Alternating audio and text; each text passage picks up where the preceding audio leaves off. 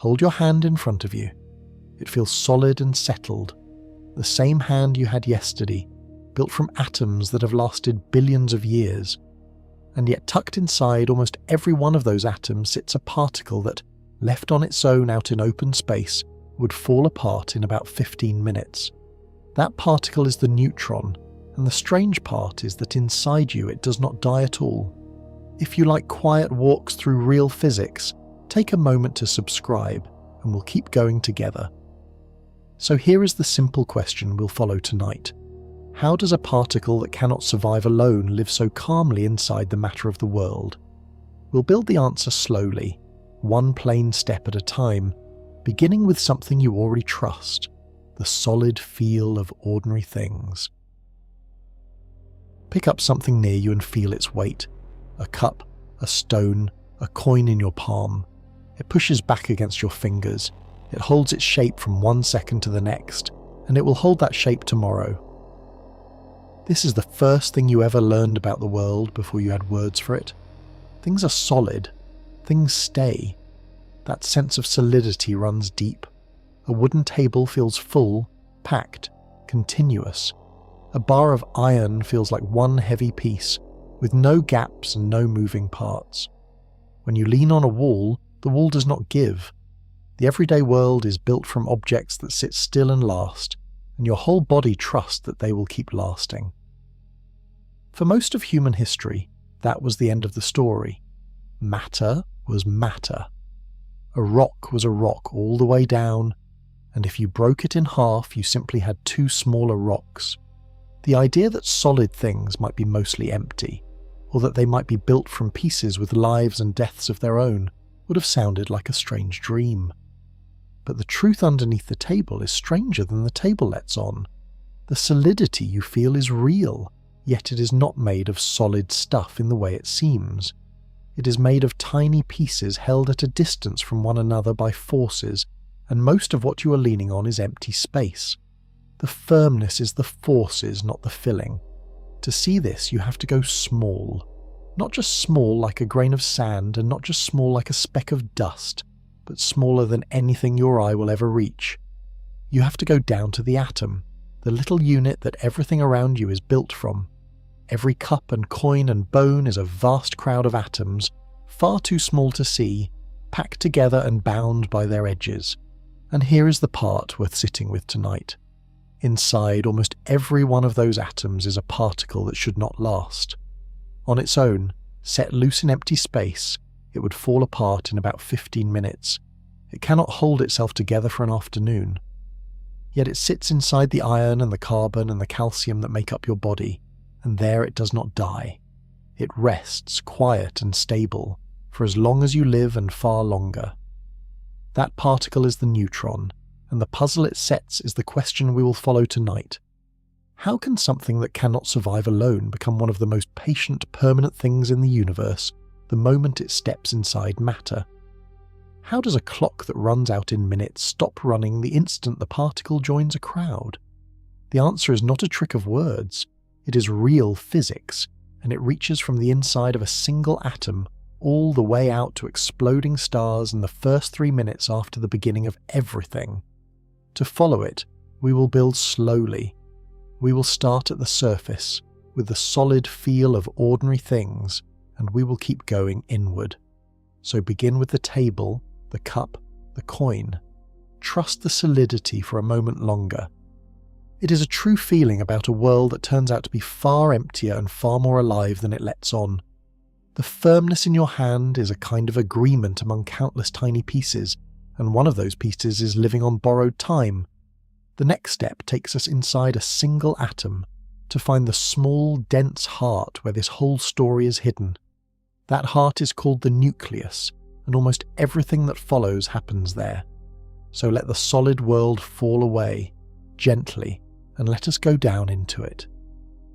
Imagine you could shrink down and stand inside a single atom. You would expect a tight, crowded little ball, the way atoms are usually drawn. Instead, you would find something closer to an empty stadium. The atom is mostly space. If the whole atom were the size of a sports arena, the part that holds nearly all its weight would be a small marble sitting at the centre of the field. That marble is the nucleus. It is tiny even by the standards of the tiny. The atom itself is already 100,000 times smaller than the width of a human hair, and the nucleus is about 100,000 times smaller again than the atom around it. Almost all the space inside an atom is taken up by a thin haze of electrons, the light, fast particles that swarm the outer edges. They are what your fingertips actually press against when you touch a surface. The solidity you feel is mostly the pushing of one atom's electrons against another's, but the electrons carry almost no weight. Pick up the coin again and nearly all of its mass, the heaviness of it, lives in those central marbles, the nuclei, one for every atom.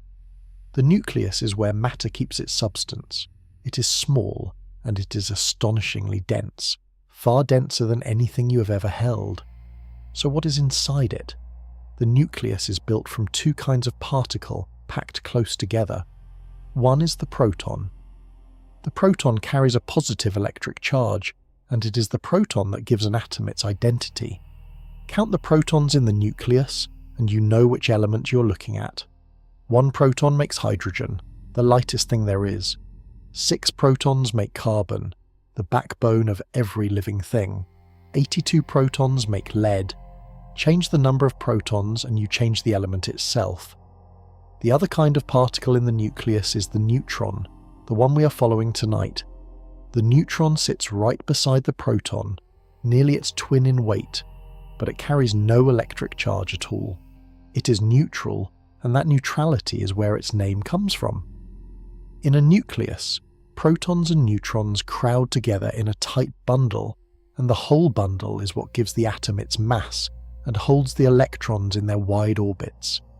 Here is the strange thing about that crowd. The protons all carry positive charge, and like charges push each other apart, hard. Put 2 protons close together, and they shove against each other with enormous force, the same force that makes the ends of 2 magnets refuse to meet. By that logic, the nucleus should fly apart the instant it forms. Something must be holding it together against that push, something stronger than the shoving, working only across the tiniest distances. We will meet that something later, and the neutron will turn out to be quietly essential to it. For now, hold the picture. Every atom is mostly empty. At its centre sits a dense little knot, the nucleus, and inside that knot are protons and neutrons, packed shoulder to shoulder. The protons set the element. The neutrons add weight and, as we will see, a kind of stability. The electrons drift far outside, giving the atom its size and its grip on the world. This is where our whole story lives, in that crowded little knot at the centre of things. Everything that follows, the decay, the missing energy, the ghost particle, the stars, all of it happens in the nucleus or just outside it. But the neutron was the last of these pieces to be found, and for a long time nobody knew it was there at all. The nucleus seemed to weigh more than its protons could account for, and that extra weight had no name. The story of how one careful experiment finally caught the hidden particle is where we go next. By the late 1920s, physicists knew something did not add up inside the nucleus. They could weigh atoms, and they could count the charge. A helium nucleus, for instance, carried the charge of 2 protons, yet it weighed about as much as 4. 2 units of charge, 4 units of weight. Something heavy was hiding in there, something with mass but no charge, and nobody could see what. The guesses were reasonable, but wrong. Many physicists thought the nucleus held extra protons paired with electrons stuck inside, the electrons cancelling the charge. It was a clumsy idea, and it did not fit the deeper rules that were just then coming into view. The honest answer was that a piece of the picture was missing, and the field knew it. The man who found the missing piece was James Chadwick, working at the Cavendish Laboratory in Cambridge, England. He had spent years close to this problem, and he had a teacher's eye for the thing that does not quite fit. He was also a careful, somewhat solitary worker, the kind who would run the same experiment over and over until it gave up its answer. The chance to settle the question came in the early months of 1932. It started with a puzzle from other labs. Researchers had fired alpha particles, the small fast nuclei that radioactive elements spit out, at a light metal called beryllium. Out of the beryllium came a strange new radiation. It carried no charge, so it bent for no magnet and left no track, and it was deeply penetrating, slipping through thick shields that would have stopped almost anything else. Some thought it was a kind of high-energy light. The numbers did not support that. Chadwick saw the chance and seized it. He let this mystery radiation strike a slab of paraffin wax, a substance rich in hydrogen, which means rich in lone protons. The radiation knocked protons flying out of the wax, and it knocked them out hard. Then he did the patient, decisive thing. He measured exactly how fast those protons were thrown, and he asked what kind of unseen thing could deliver such a blow. Light could not do it. Light is far too feathery to send a heavy proton racing. But a neutral particle with about the same weight as a proton could do it perfectly, the way one billiard ball passes its motion cleanly to another of equal weight. The mystery radiation was not light at all. It was a stream of neutral particles, each one nearly as heavy as a proton, and each one slipping through matter unseen because it carried no charge for the atoms to grab. Chadwick had found the neutron.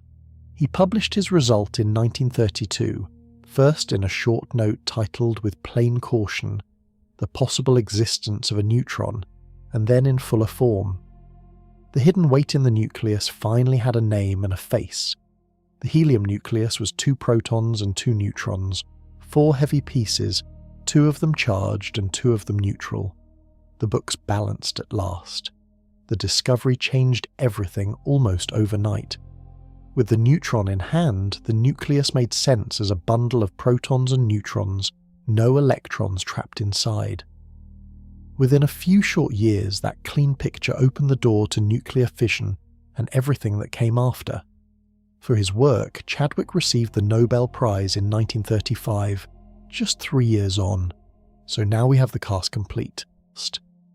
Protons, neutrons, electrons, and the newest of them, the neutron, sat quietly inside matter, looking like a perfectly stable building block. It would take a while longer to learn the secret it was keeping, that on its own, away from the nucleus, it does not stay at all. Set a neutron and a proton side by side and they look almost like the same particle wearing 2 coats. They sit together in the nucleus. They have nearly the same weight. They feel the same strong pull that binds the nucleus together, and they bind to each other through it. In many ways, the 2 are partners, so alike that physicists often speak of them with a single word: nucleons, the particles of the nucleus. The likeness is close enough to be worth measuring. A proton and a neutron each weigh about 2,000 times as much as an electron. Their weights are within a fraction of a percent of each other. If you handed them to a scale that was even slightly rough, the scale would call them equal. They are, in the plainest sense, twins. But there is one clear difference, and it is the whole story. The proton carries a positive electric charge. The neutron carries no charge at all. The proton answers to electric and magnetic forces, gets pushed and pulled by them, leaves curling tracks in a magnetic field. The neutron drifts straight through all of that, deaf to charge, which is exactly why it stayed hidden for so long. One twin is electric, the other is invisible to electricity.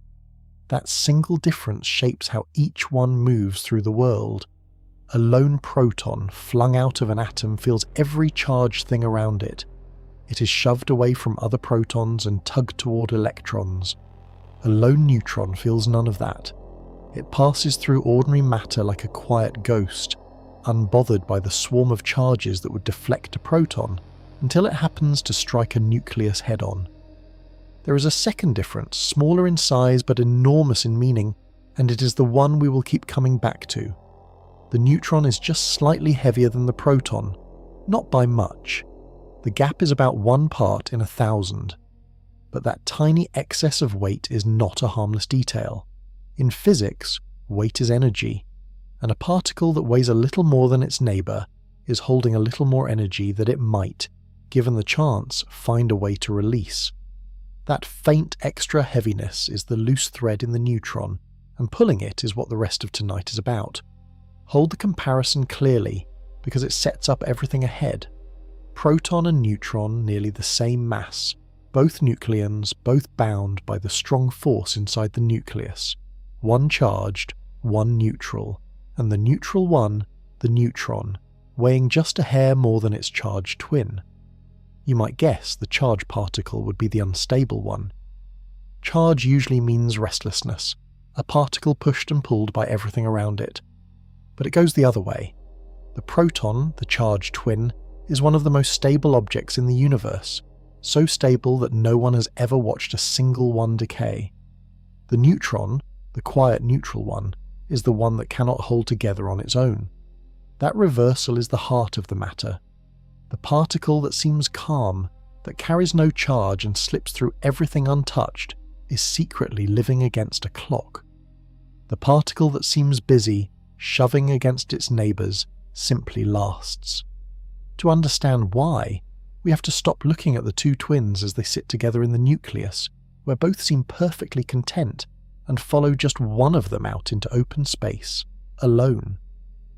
Because the moment you separate a neutron from the nucleus and let it float free, with no proton beside it and no binding to hold it, something begins to happen that never happens to the proton. The clock starts. So let us take a single neutron out of the crowd and watch what it does when it is finally truly alone. Take one neutron and set it loose in empty space. No nucleus around it, no protons beside it, nothing holding it, just the bare particle, drifting on its own. You might expect it to drift forever, the way a proton would, the way an electron would. It does not. Within minutes, it is gone. It does not collide with anything. It does not get torn apart by an outside force. It simply comes apart from the inside. This is the fact that makes the neutron so strange, and it took years for physicists to be sure of it.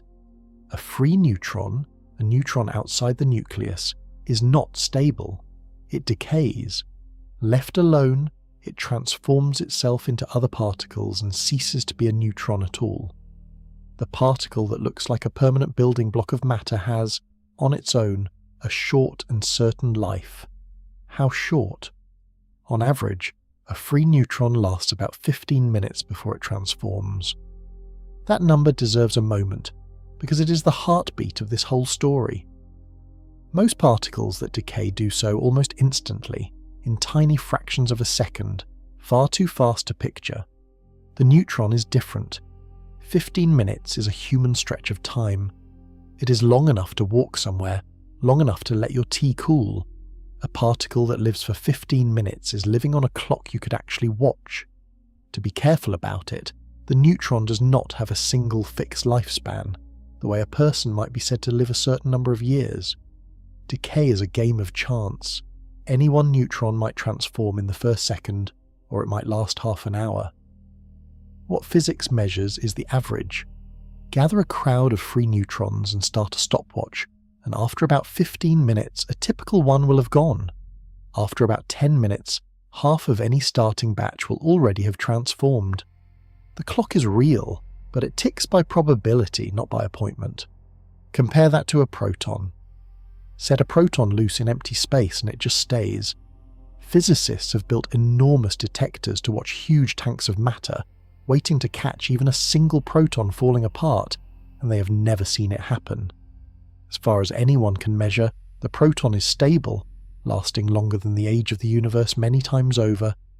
Two twins, nearly identical in weight, and one of them lasts 15 minutes while the other lasts effectively forever. So the neutron is unstable when it is alone. That much is settled fact, confirmed in laboratory after laboratory, and it sharpens the puzzle we started with rather than solving it. If a free neutron falls apart in 15 minutes, then how is it that the neutrons inside your body, inside the carbon and oxygen and iron that build you, do not fall apart at all? They have been sitting there since before the Earth formed. Something about being inside matter, inside the nucleus, changes the neutron's fate completely. We will get to that change. But first we have to understand the decay itself. When a free neutron comes apart, what exactly does it turn into? Where does the particle go and what is left behind? This is not a vague crumbling, it is a precise transformation, the same one every single time, and following it carefully will lead us straight into one of the deepest puzzles in the history of physics, a puzzle about energy that seemed, for a while, to simply disappear. So let us slow the clock down and watch a single neutron in the last moment of its life as a neutron. Watch closely, because in that instant it becomes three other things, and one of those three is a particle so faint and so shy that it took the boldest guess of the century even to imagine it. Slow the moment down and watch a free neutron in the act of decaying. One instant it is a neutron, neutral and whole. The next instant it is gone, and in its place are three new things flying apart. This is beta decay, the particular kind of transformation the neutron undergoes, and it has been studied for more than 100 years. The first new thing is a proton. This is the heart of the change. The neutron, the neutral twin, has turned into the proton, the charged twin. The heavy central part of the particle stays, but its identity flips. A neutron has become a proton, and that single swap is what beta decay really is at its core. Inside a nucleus, this is how one element can quietly turn into another, because changing a neutron to a proton changes the count of protons, and the proton count is what names the element. But a neutron carries no charge, and a proton carries a positive charge. Charge cannot simply appear from nothing. The books have to balance. So the decay produces a second particle to carry away an equal and opposite charge, a negative one. That second particle is an electron, the same light, negative particle that swarms the outer edges of every atom. When a neutron decays, an electron is born and flung outward, fast. This is where the name comes from. Long before anyone understood the inner workings, physicists studying radioactivity saw certain materials throw out a stream of fast, light, negative particles, and they labelled this radiation beta. Only later did they realise those beta particles were ordinary electrons, and later still that each one came from a neutron turning into a proton. The historical name stuck. Beta decay is, at bottom, a neutron becoming a proton and spitting out an electron to keep the charge balanced. For a while, that looked like the whole picture. A neutron splits into a proton and an electron. The charge balances, neutral on one side, positive plus negative on the other. The weight roughly balances too, since the neutron is just heavy enough to make a proton and an electron with a little energy to spare. It seemed clean. It seemed finished. But there was a third thing, and for years no one could see it. When physicists measured the energy of the flying electrons, the numbers refused to behave. By the strict law of energy conservation, every electron from this kind of decay should have come out with the same fixed energy, like every arrow from the same drawn bow flying the same distance. Instead, the electrons came out with a whole spread of energies, some fast, some slow, most somewhere in between. Energy that should have been there was missing, and it went missing by different amounts each time. That missing energy is the third particle. Hidden in every neutron decay, flying out alongside the proton and the electron, is a particle so faint it carries off energy, while leaving almost no other trace. It has no charge, it has almost no mass, it barely touches ordinary matter at all.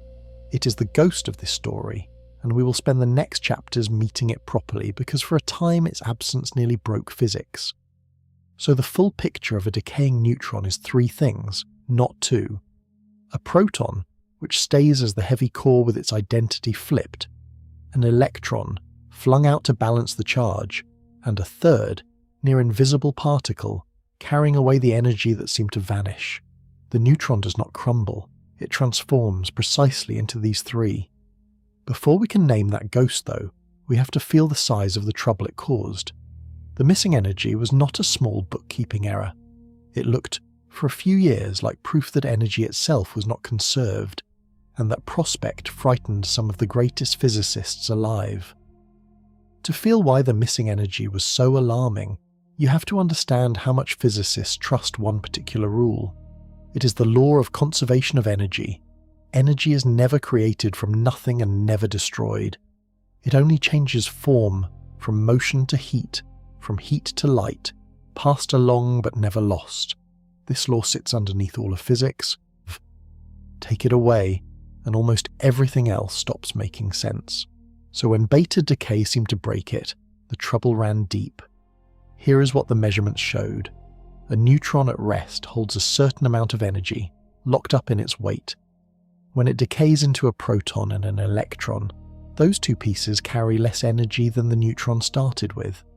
The difference should appear as motion, as the speed of the flying electron, and crucially, that difference is fixed. Every neutron at rest holds the same energy, and every proton and electron should share it the same way. So every electron should fly out at the same speed, with the same energy, every single time. That is not what happened. When physicists carefully measured the energies of the electrons streaming out of beta decay, they found a whole range. A few electrons came out at the full expected energy, but most came out with less, sometimes much less, spread smoothly across every value from nearly zero up to that maximum. This smooth spread is called the continuous beta spectrum, and it was a genuine shock. Picture it this way. Suppose you had a machine that fired tennis balls, and the machine put exactly the same energy into every shot. You would expect every ball to leave at the same speed. Instead, you find some balls barely dribbling out, some flying full force, and every speed in between, with no two quite alike.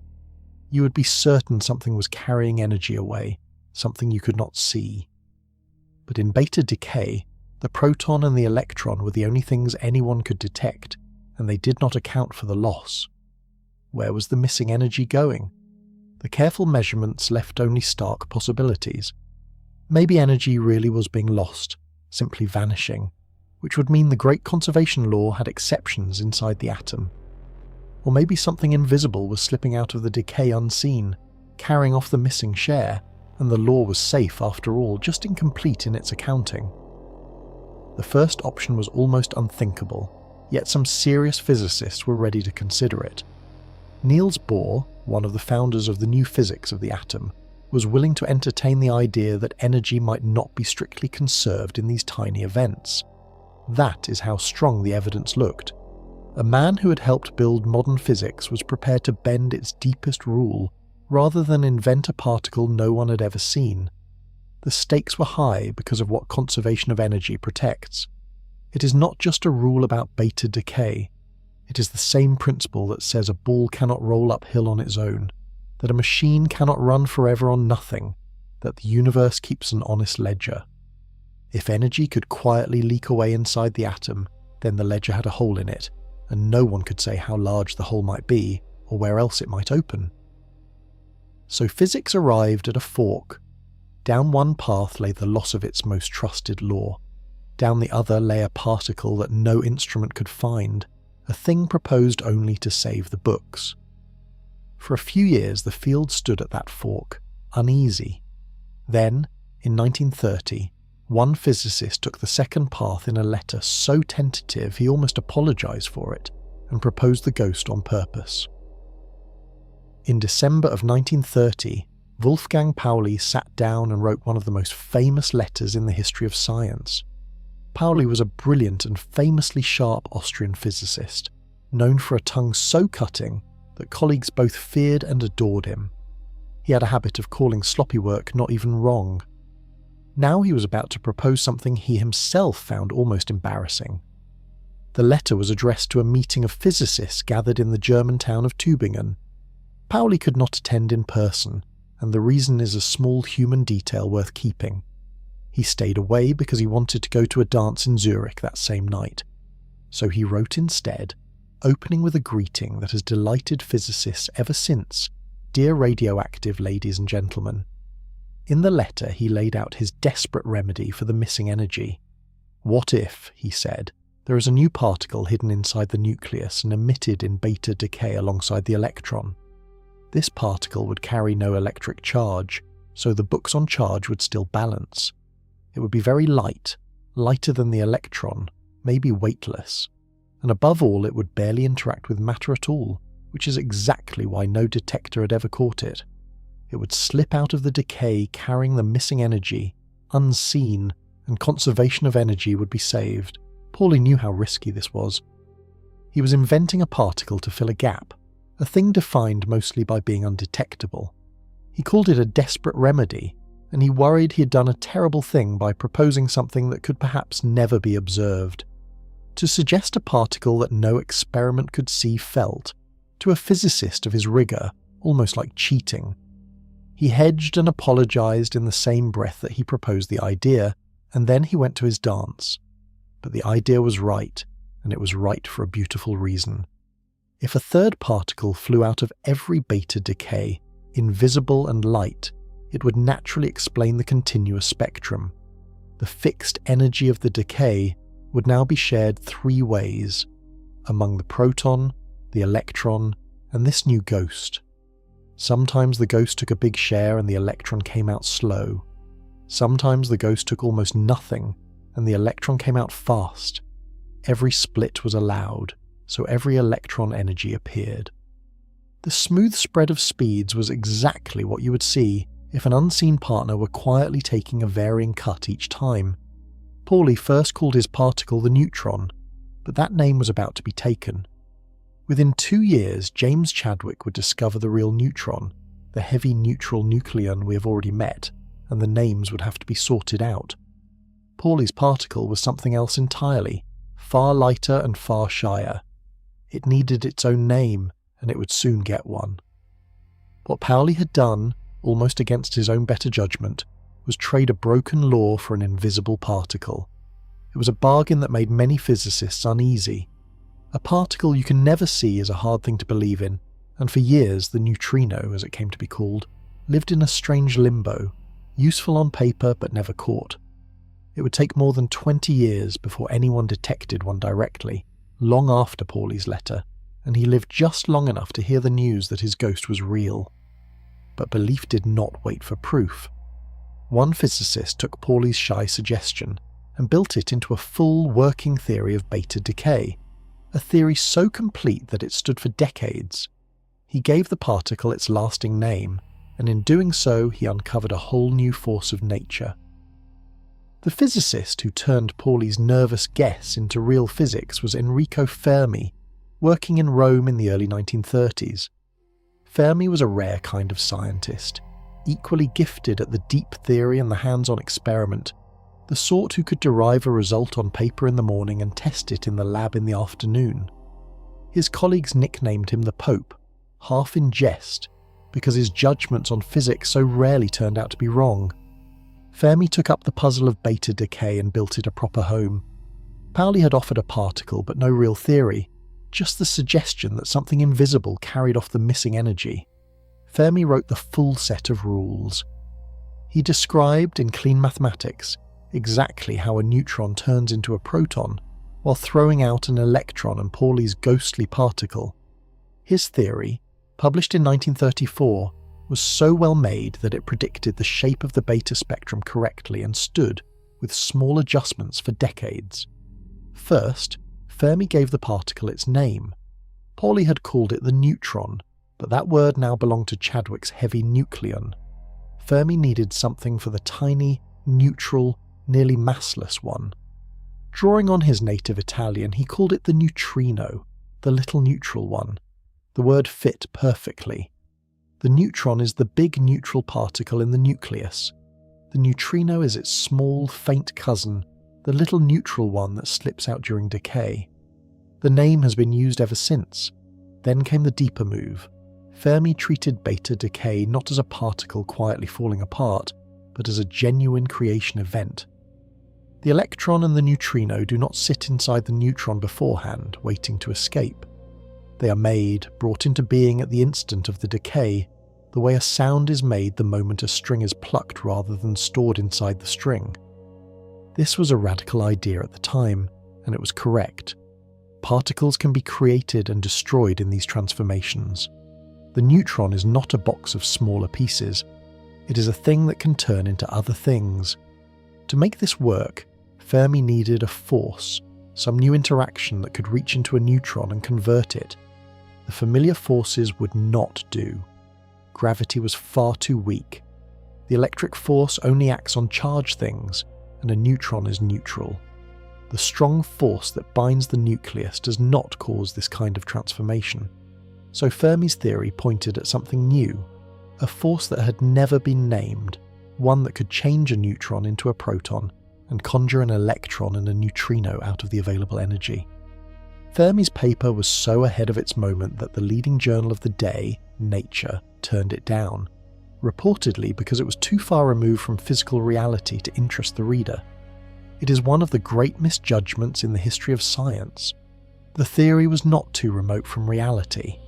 It was a first clear look at one of the four basic forces that run the universe, and it would guide physics for a generation. So by the mid-1930s, the picture was nearly whole. A free neutron decays into a proton, an electron, and a neutrino. Energy is conserved after all, shared three ways, and driving the whole thing is a new and unfamiliar force, weak and slow and strange, unlike anything physicists had handled before. That force is the reason the neutron lives as long as it does, and it is where we go next. We have met three of nature's forces already, without always naming them. Gravity holds you to the Earth and swings the planets around the Sun. The electric and magnetic force binds electrons to nuclei and lets your fingertips press a surface. The strong force, which we will meet properly soon, glues the nucleus together against the proton's push to fly apart. These three were familiar. Fermi's work pointed straight at a fourth, and it behaves unlike any of them. It is called the weak force, or the weak interaction, and its name is honest. It is genuinely feeble compared to the others, at least in everyday terms. But weakness here does not mean unimportant. The weak force is the only force that can do a very particular job, change one kind of particle into another. It can turn a neutron into a proton. It can turn a down quark into an up quark, as we will see. No other force can perform that trick, and without it the neutron would never decay and the sun would never shine. The weakness shows up most clearly in time. When the strong force acts, it acts almost instantly, in a span of time so short it is hard to write down. When the electric force acts, it too is quick. The weak force is sluggish by comparison. A free neutron sits for about 15 minutes before the weak force gets around to converting it. 15 minutes is an eternity in the particle world, where most unstable things vanish in a fraction of a breath. The neutron lasts so long precisely because the force that kills it is so reluctant. Why is the weak force so slow? The deep reason, found decades after Fermi, has to do with how the force is carried. Every force is passed along by a messenger particle, a carrier that shuttles between the things that feel the force. The electric force is carried by the photon, the particle of light, which is massless and so reaches across great distances easily. The weak force is carried by particles called the W and Z bosons, and these carriers are anything but light. They are enormously heavy, each one weighing far more than the proton, more than an entire iron atom. That heaviness is the key. Because the weak force's messengers are so massive, they can only flicker into being for the briefest instant and reach only across the tiniest distance, far smaller than a nucleus. A force carried by such a heavy, short-lived messenger acts rarely and acts only at extremely close range. Picture trying to pass a note to someone, but the only courier you have is exhausted and can take a single step before collapsing. Messages still get through, but rarely, and only to someone standing almost on top of you. That is the weak force. Its reach is tiny, and its action is slow, all because its carriers are so heavy. This single fact explains the neutron's strange patience. The neutron decays through the weak force, and the weak force is in no hurry. So the neutron, alone in space, waits an average of 15 minutes for a process that, through any faster force, would happen in an instant. The clock ticks slowly because the hand that moves it is heavy and reluctant. The weak force also has a stranger property, one that startled physicists when they found it. It does not treat the world even-handedly. It distinguishes left from right in a way no other force does, breaking a symmetry that everyone had assumed nature would respect. That discovery came in the 1950s and shook the field, and the neutron's decay was one of the places it showed up. But to see the weak force actually reach inside the neutron and flip it, we have to go one level deeper than the neutron itself. The neutron is not the smallest thing here. It is built from smaller pieces, and the decay is really a change among them. The neutron is not a solid lump. Go inside it, and you find smaller particles still, 3 of them, bound tightly together. These are quarks, and they are, as far as anyone knows, truly fundamental, with no smaller pieces inside. Everything we have said about the neutron decaying is really a story about its quarks, and to understand the decay you have to meet them. There are several kinds of quark, but only 2 build ordinary matter. One is the up quark, the other is the down quark. They differ in weight and crucially in electric charge. The up quark carries a positive charge, but an odd fractional one, 2/3 of a full charge. The down quark carries a negative charge, also fractional, 1/3.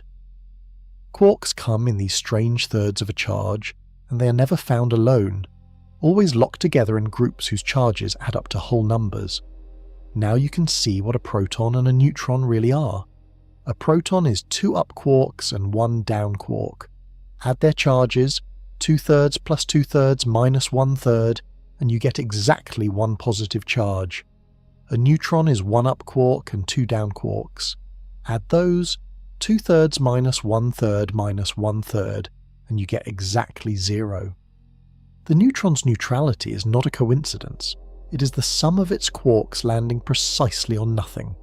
So the difference between a proton and a neutron, the difference between the charged twin and the neutral one, comes down to a single quark. A neutron has 1 up and 2 down. A proton has 2 up and 1 down. Swap 1 down quark for an up quark, and a neutron becomes a proton. That swap is the whole of beta decay, seen from the inside. The transformation that looked like one particle turning into another is, at bottom, one quark changing its type. How does a down quark turn into an up quark? This is where the weak force finally reaches in. The down quark emits one of those heavy weak force carriers, a W boson, and in doing so flips into an up quark. The change of quark type and the change of charge happen together. The down quark, with its 1/3 negative charge, becomes an up quark, with its 2/3 positive charge, and the difference in charge is carried off by the W boson, which is itself negatively charged in this case. That W boson lives almost no time at all. It is far too heavy to survive, so heavy that it can only exist for the briefest flicker before it must turn into something lighter. Almost instantly, it transforms into 2 particles you already know, an electron and a neutrino, or more precisely an electron and an antineutrino, the neutrino's mirror partner. There are your missing pieces. The electron that balances the charge and the ghostly neutrino that carries off energy both come from the decay of that fleeting W boson. So the full story of beta decay, told from the deepest level, runs like this.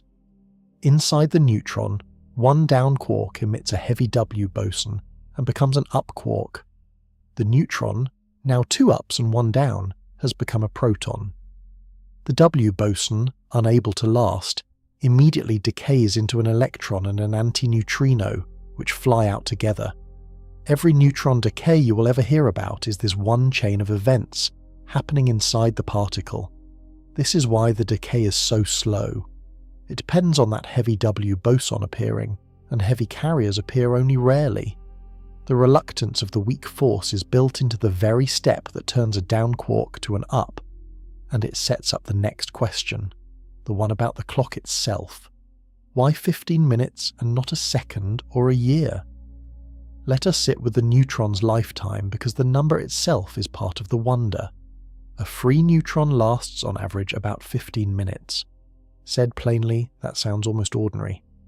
15 minutes is the length of a short walk, a cup of tea going cold, a song or two.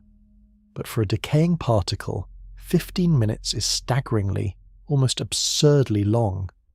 To feel why, you have to know the company the neutron keeps. The particle world is full of unstable things, and almost all of them vanish at speeds no human sense can follow. Many particles created in high-energy collisions live for less than a billionth of a second. Some last only the time it takes light to cross the width of a single proton. These are not lives you could ever watch. They are flashes, gone before the idea of gone has finished forming. Against that backdrop, the neutron is a marvel of patience. 15 minutes is not a flash. It is time you could measure with an ordinary clock on the wall. If you could somehow see a free neutron and start a stopwatch, you could go make a sandwich and come back, and there would be a fair chance it was still there. No other unstable particle made of quarks comes anywhere close to lasting that long. The neutron is, by an enormous margin, the most patient of the unstable building blocks of matter. To be precise about the patience, physicists describe it two ways, and both are worth holding. One is the half-life, the time it takes for half of a large batch of neutrons to decay, which is about 10 minutes. The other is the mean lifetime, the average a single neutron lasts, which is about 15 minutes. The half-life is shorter than the mean because of how the chances stack up, with many neutrons going early and a long tail of stragglers lasting much longer, pulling the average up. Either way, the scale is minutes, not fractions of a second, and that is the remarkable thing. Why does the neutron get to be so patient? Two reasons combine, and we have met both. The first is the weak force, the reluctant force that drives the decay. Because its heavy carriers appear so rarely, every weak decay is slow, and the neutrons is among them. The second reason is subtler and just as important. When a neutron decays, it has only a tiny amount of energy to give away. Here is what that means. The neutron is only slightly heavier than the proton it becomes, just a hair more, as we saw with the twins. Once you account for the proton and the electron that get made, the energy left over to set everything in motion is very small. And a decay that releases only a little energy is a slow decay. The smaller the payoff, the longer the wait. The neutron's near match in weight with the proton starves its decay of energy and stretches its life to minutes. That faint extra heaviness we noticed earlier is also, quietly, the reason the clock runs so slow. So two things conspire to make the neutron patient: a reluctant force and a small energy payoff. Together they give the neutron its 15 minutes, the longest grace period of any unstable particle of its kind. And yet 15 minutes is still 15 minutes. Out in open space, a free neutron is doomed, and the clock always runs out. This only deepens our central mystery. The neutrons inside you have lasted not 15 minutes but billions of years. Whatever protects them is not slowing the clock a little, it is stopping the clock entirely. To see how, we first have to be precise about the one condition the decay absolutely requires, the condition of weight. There is a hard rule underneath every decay, and it explains both why the neutron falls apart and why the proton does not. The rule is simple to say. A particle can only decay into things that, added together, weigh less than the particle itself. Weight is energy, and a decay can only run downhill, from more energy to less. It can never run uphill on its own. Picture a ball resting on a hillside. Left alone, it can roll downhill, releasing energy as it goes, settling lower. It will never spontaneously roll uphill to a higher resting place, because that would require energy from nowhere. Particle decay obeys the same logic. A particle will transform only if the new particles it would become sit lower on the energy hill, weighing less in total. If the products would weigh more, the decay simply cannot happen, no matter how much the particle might otherwise want to change. Now weigh the neutron against what it decays into. The neutron decays into a proton, an electron, and a neutrino. The neutrino is so light we can almost ignore its weight. So the real comparison is this. Does a neutron weigh more than a proton and an electron put together? The answer is yes, but only just. The neutron is heavier than a proton and an electron combined by a small margin. That small margin is the energy that gets released, shared among the flying pieces. This is the permission slip for the neutron's decay. Because the neutron sits a little higher on the energy hill than a proton plus an electron, it is allowed to roll downhill into them. The decay releases that small surplus of energy as motion, and the law of energy conservation is satisfied. Remove that tiny excess weight, make the neutron just a touch lighter, and the decay would be forbidden. The neutron would be stable. It is unstable by the narrowest of margins, saved from permanence by a sliver of extra weight. Hold how close it is. If the neutron were lighter than a proton and an electron together, even slightly, it could not decay this way at all, because there would be no downhill to roll into. The whole drama of the unstable neutron hangs on that thin margin of weight, that 1 part in 1,000 by which the neutron outweighs its twin. The margin is small enough that it took careful measurement to be sure of it, and large enough to seal the neutron's fate when it is alone. This also tells you something about how fine the balance is in the universe. The masses of these particles are not arranged for our convenience. They simply are what they are, set by the deep workings of matter, and they happen to fall so that a free neutron is just barely too heavy to last, while a proton is the lightest it can be. Tilt those weights a little differently and the world would be unrecognizable, with different elements, different stars, perhaps no stable atoms at all. So the neutron decays because it sits a sliver above the proton and electron on the energy hill, and downhill is always allowed. This is the permission. But permission is not the same as compulsion, and it raises the matching question about the other twin. If the neutron decays because it weighs a little too much, what about the proton? Why does the proton, the charged twin, sit so still and never decay at all? To answer that, we turn the question around and look at the most stable particle we know. Turn the question around and aim it at the proton. The neutron decays because it weighs a little more than the things it would become, so what would the proton decay into, and why does it never happen? Following this carefully reveals why the proton is, as far as anyone can tell, one of the most stable objects in the entire universe. Start with the same rule.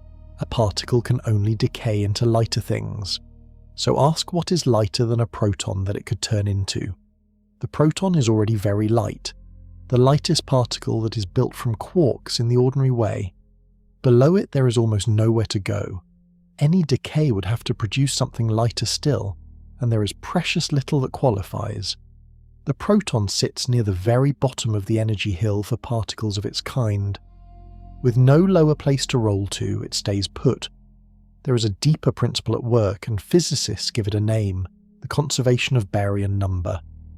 A baryon is the family of heavy particles that includes the proton and the neutron, the ones built from 3 quarks. The rule says that the total number of baryons in any ordinary process stays the same. A neutron can turn into a proton because both are baryons, so the count is unchanged, 1 baryon before, 1 baryon after. But for a proton to vanish entirely, it would have to turn into lighter things that are not baryons, like electrons and neutrinos and light, and that would lower the baryon count from 1 to 0.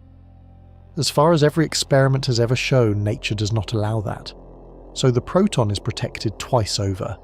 It is too light to have anywhere to decay to, and the rule about baryon number forbids the obvious escape routes anyway. Between the two, the proton is locked in place. It does not roll downhill because there is no downhill, and the paths that might exist are barred. How stable is it really?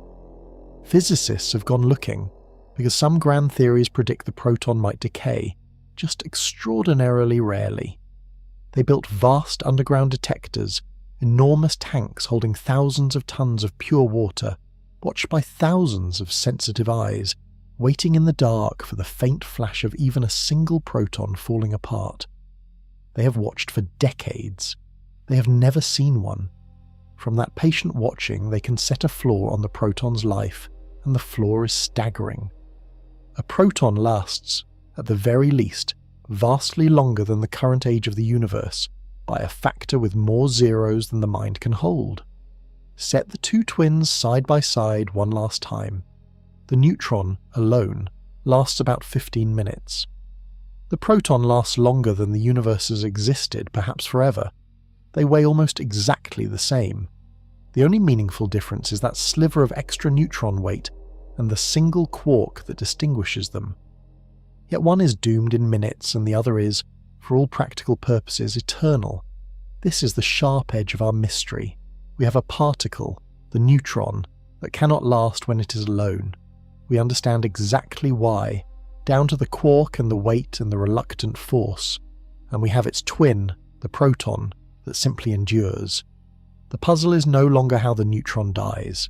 The puzzle is how, inside the matter of your body, the doomed twin becomes as stable as the eternal one.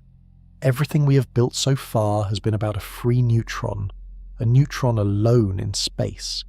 It is time to take that neutron and place it where neutrons actually live, inside a nucleus, and watch its fate change. We have spent every step so far with a single neutron alone in open space, and we have watched it run down its 15-minute clock and decay, every time, without fail. That picture is true and well measured, but it is not where neutrons actually live. Almost no neutron in the universe is floating free. They live packed into nuclei, shoulder to shoulder with protons, bound into the dense little knots at the centres of atoms, and there, the story changes completely. This is the turn the whole night has been building toward. Take that doomed free neutron and slip it into a nucleus, set it among protons and other neutrons, and very often it stops decaying. Not slows down, stops. A neutron that would have lasted 15 minutes alone can sit inside a stable atom for billions of years, calm and unchanging, as permanent as the proton beside it. The clock that was running does not just tick slower, it stops entirely. The neutrons inside the iron in your blood are not fresh. They are not being replaced every 15 minutes. They are the same neutrons that were forged inside ancient stars and scattered when those stars died, long before the Earth formed. They have been sitting in their nuclei, undecayed, for billions of years. The same is true of the neutrons in the carbon of your skin and the calcium of your bones. Inside matter, the unstable particle becomes one of the most stable things there is. How can this be? The neutron has not changed. It is the same particle, with the same quarks, the same slight excess of weight, the same reluctant weak force inside it waiting to act. Nothing about the neutron itself is different. What has changed is everything around it. By stepping into the nucleus, the neutron has entered a new situation, and in physics, situation is everything. A particle's fate depends not only on what it is, but on where it sits and what surrounds it. The key is energy, the same energy hill we have been climbing all night. A free neutron sits a little above a proton and an electron on that hill, so it can roll downhill by decaying. But inside a nucleus, the heights of the hill are rearranged. The neutron's neighbours change the landscape. They can lower the place where the neutron sits, or raise the place it would have to decay into until the downhill path disappears. When that happens, the decay is no longer allowed. The rule has not changed. The energy hill has. There are two ways the nucleus does this, and they work together. The first has to do with binding, with the way particles in a nucleus settle into a lower, more comfortable arrangement than they could ever reach alone. The second has to do with a deep rule about how identical particles must share space. A rule that can simply block the neutron's exit even when the energy might otherwise allow it. We will take each in turn. For now, hold the astonishing fact plainly. The neutron's instability is not absolute. It is conditional. Out in open space, the condition for decay is met, and the neutron dies. Inside the right nucleus, the condition is no longer met, and the same neutron lives effectively forever. The particle that should not survive survives, because survival turns out to depend on the company it keeps. So we follow the neutron inside, into the crowded nucleus, and we ask what exactly changes. The first thing to understand is why a bound neutron sits lower on the energy hill than a free one. Why being packed into a nucleus is, for a neutron, like settling into a deep and comfortable valley. That comfort has a name. It is called binding energy, and it is where we go next. To see why a neutron inside a nucleus can stop decaying, you have to understand binding energy, and the easiest way in is to weigh things carefully.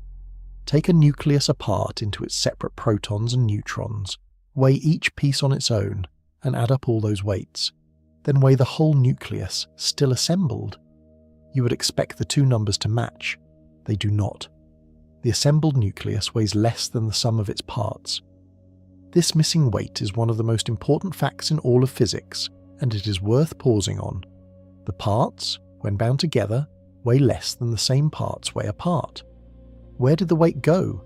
It was released as energy when the pieces came together, the same way a ball releases energy as it rolls down into a valley.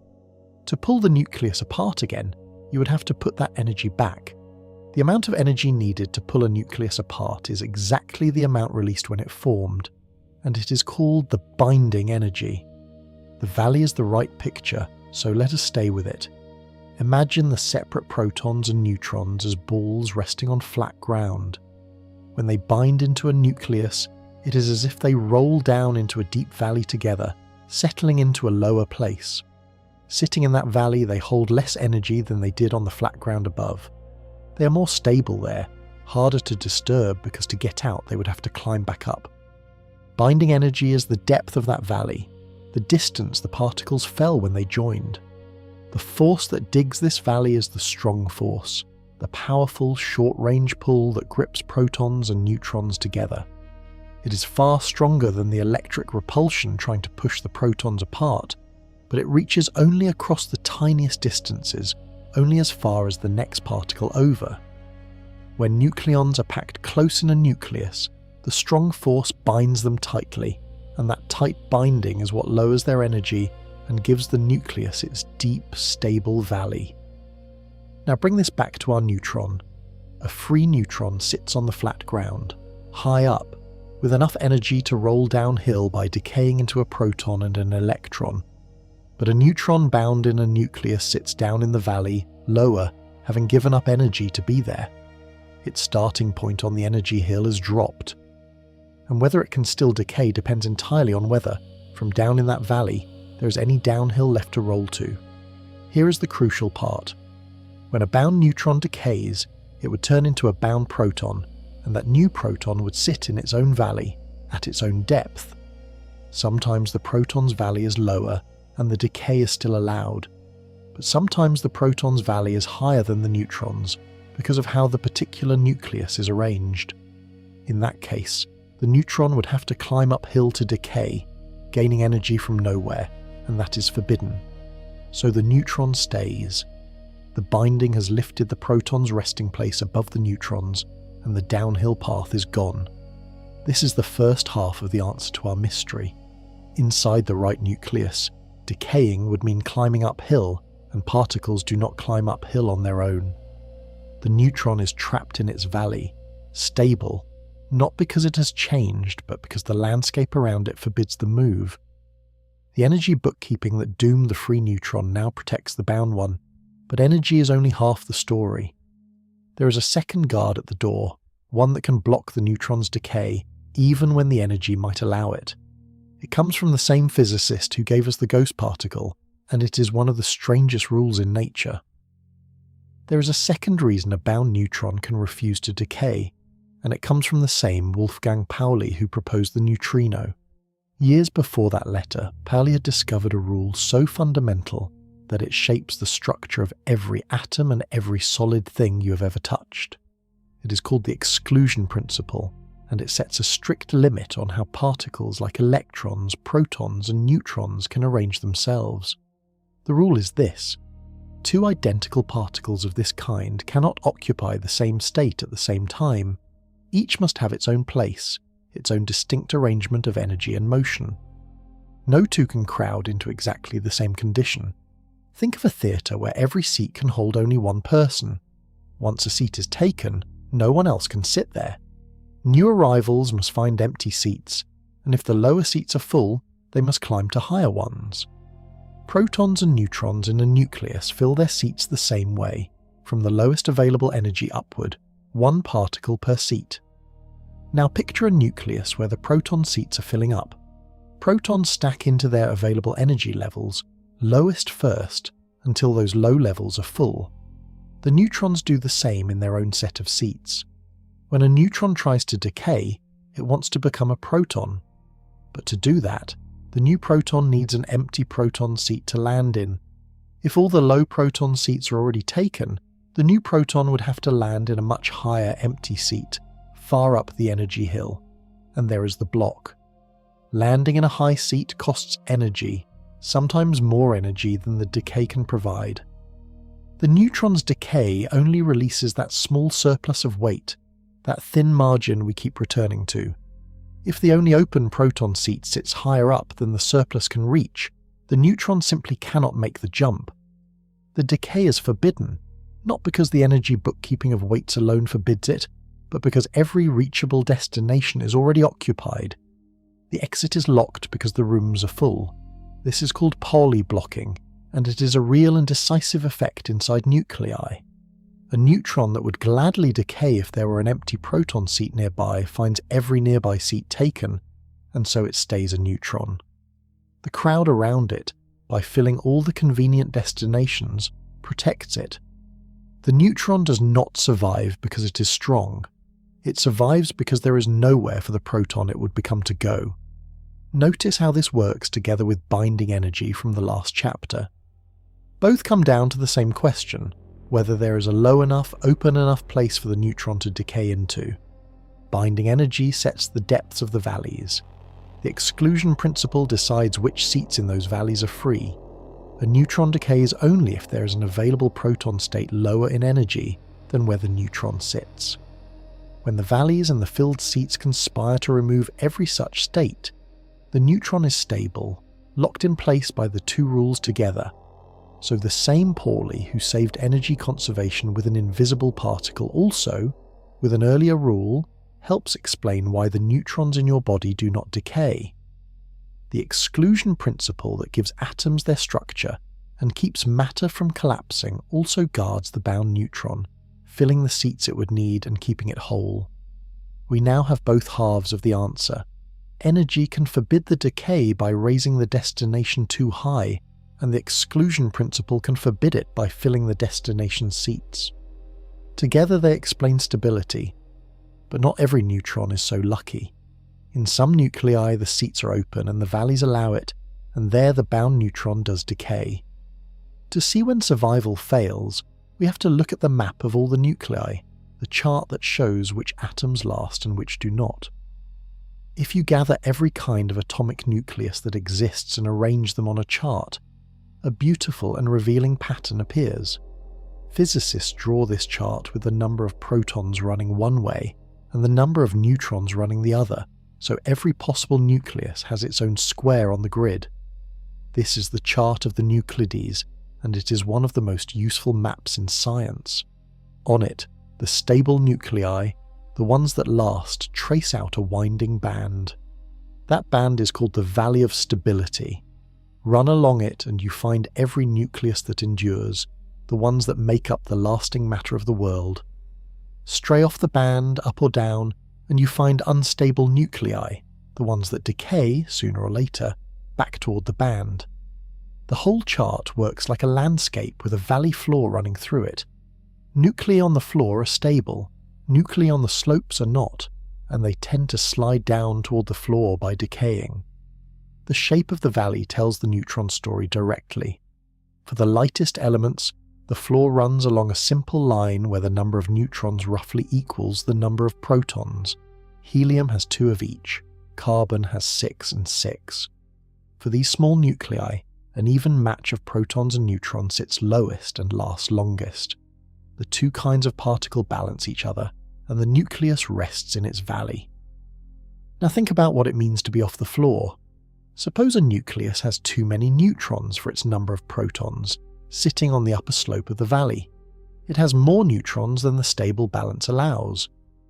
For such a nucleus, the energy landscape tilts in favour of converting a neutron into a proton, because that would move it down the slope toward the floor, and converting a neutron into a proton is exactly beta decay. So neutron-rich nuclei, the ones with too many neutrons, are the ones whose bound neutrons can still decay. They decay precisely to climb down into the valley. This is the resolution of an apparent contradiction.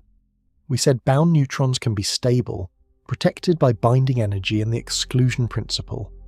We also know that some nuclei are radioactive and do decay by beta emission. Both are true, and the chart shows why.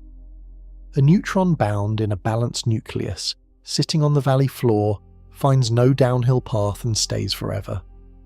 A neutron bound in a neutron-rich nucleus, sitting up the slope, still has a downhill path toward the floor, and so it decays. Survival depends on where in the valley the nucleus sits.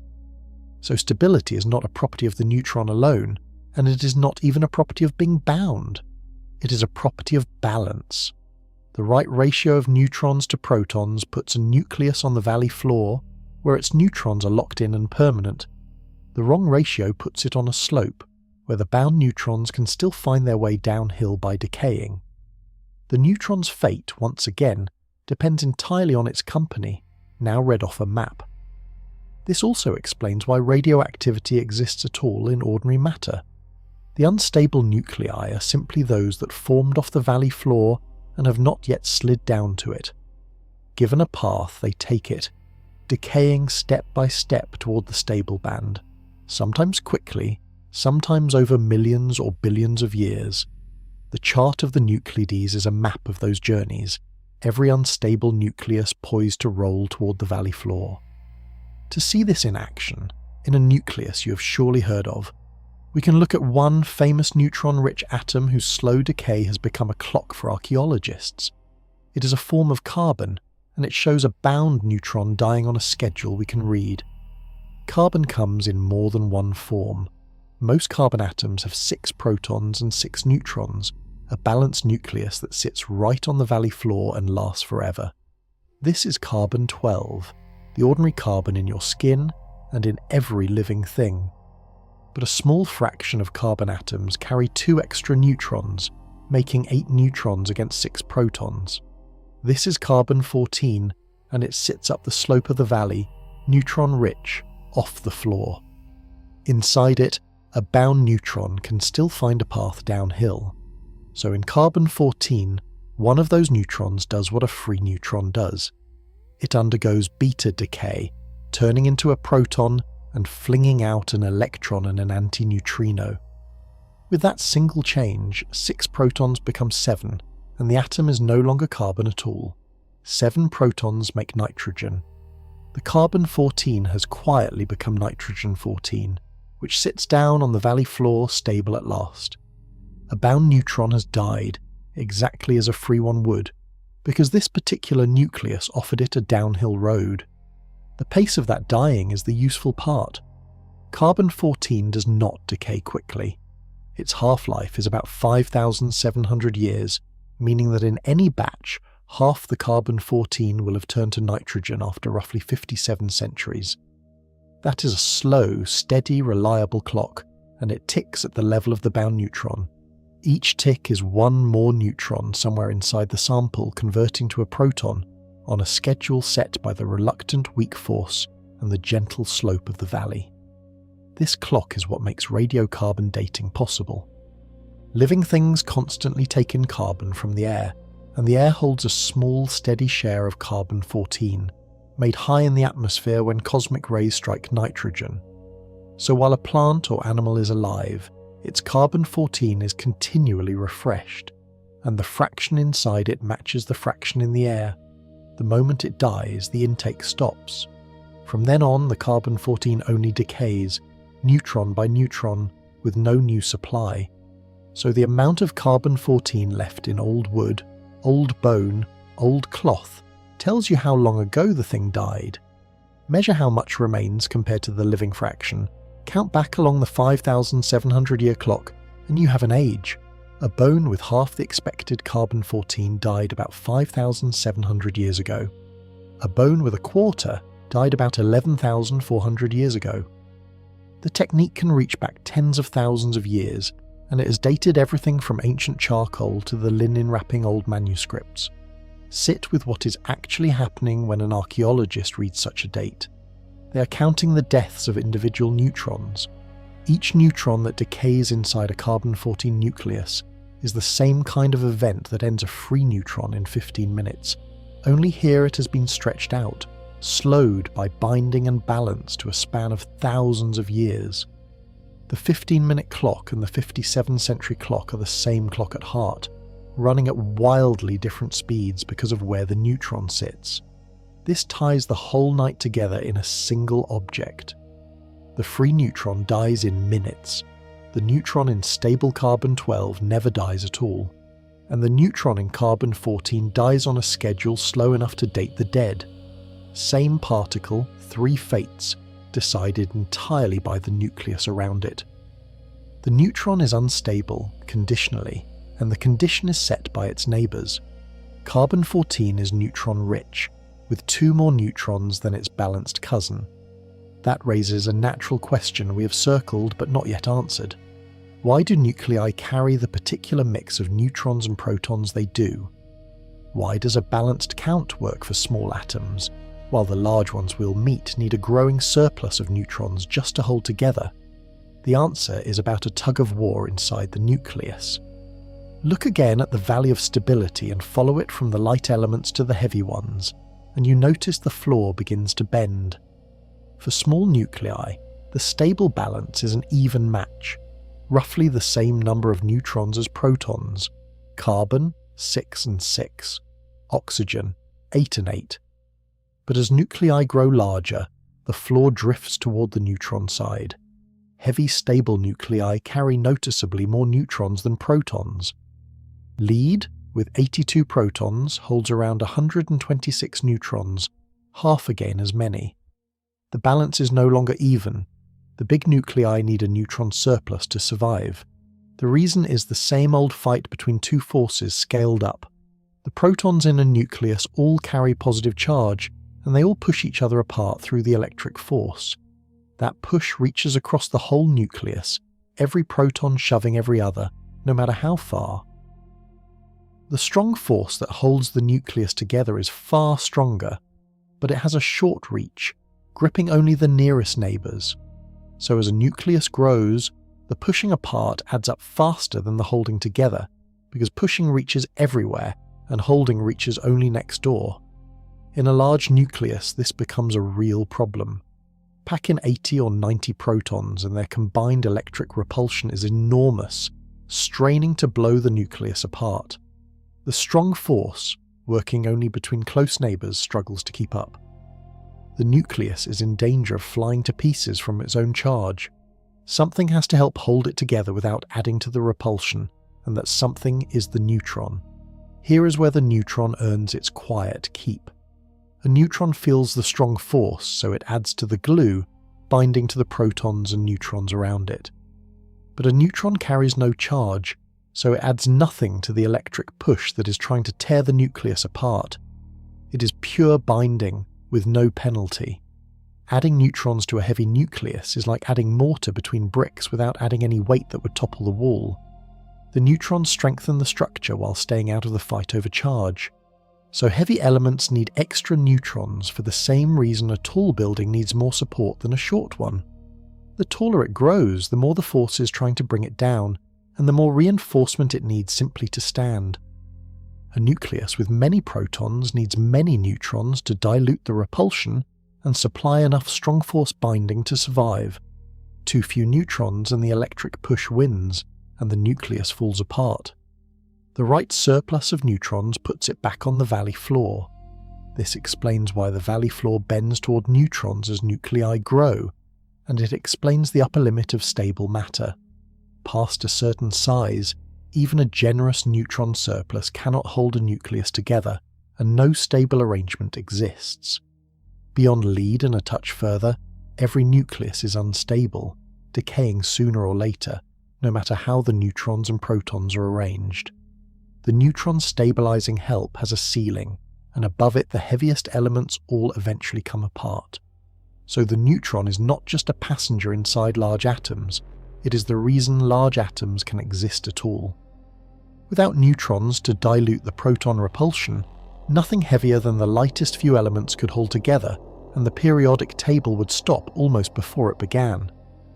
The same particle that cannot survive alone is what lets the universe build iron, gold, and lead. That stabilizing role rests on the strong force, the glue we have mentioned many times without examining. To see exactly how neutrons hold a nucleus together, we need to look closer at that force and the spacing it sets between the particles in the crowd. The strong force deserves a proper look because it is the most powerful force in nature and the one that makes the neutron's quiet job possible. It binds quarks into protons and neutrons, and it binds protons and neutrons into nuclei.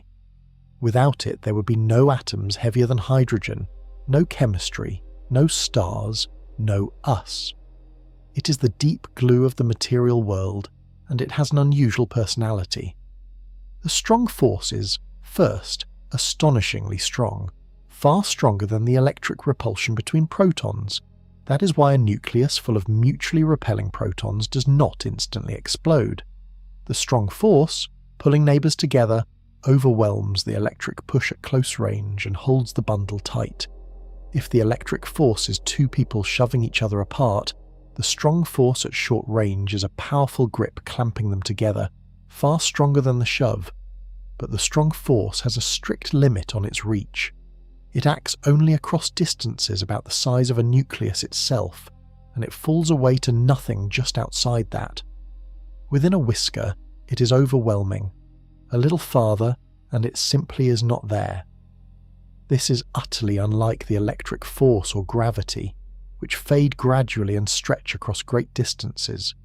The strong force is all or nothing, gripping its immediate neighbours fiercely and ignoring everything beyond them. It is a short, mighty handhold, not a long reach. This short range shapes how a nucleus is built.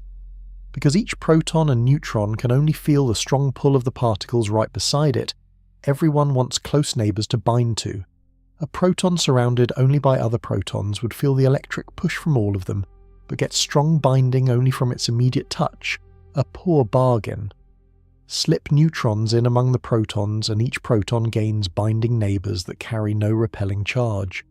The neutrons act as spacers and as glue at once, keeping the protons bound while easing them apart from one another's charge. Picture the nucleus as a crowd holding hands. The protons all carry a charge that makes them want to push away, like people who repel each other. If you packed only protons together, the crowd would strain to scatter. Now thread neutrons through the crowd, hands joined to everyone nearby but carrying no urge to push away. The neutrons hold the structure together and sit between the protons, letting the whole crowd stay packed and bound where protons alone could not. They are the calm members of the crowd that keep the restless ones in place. This is the neutron as quiet glue. It does not announce itself. It carries no charge, leaves no electric trace, and slips through detectors unseen. But inside the nucleus it is doing essential work every instant, binding by the strong force, spacing the protons, supplying the extra grip that lets dozens of protons coexist in a space they would otherwise tear apart. The neutron's neutrality, the very thing that lets it decay when alone, is what makes it the perfect binding partner when bound, and so the neutron's two faces come together. Free, it is fragile, doomed by the weak force to a short life. Bound, it is indispensable, held stable by binding energy and the exclusion principle, and in turn holding the nucleus stable through the strong force. The fragile particle becomes the steadying one. The thing that cannot last becomes the thing that lets everything else last. We have followed the neutron all the way into the heart of stable matter, and seen how it both survives there and makes survival possible. Now we widen the view, far past any single atom, and ask where all these neutrons came from in the first place.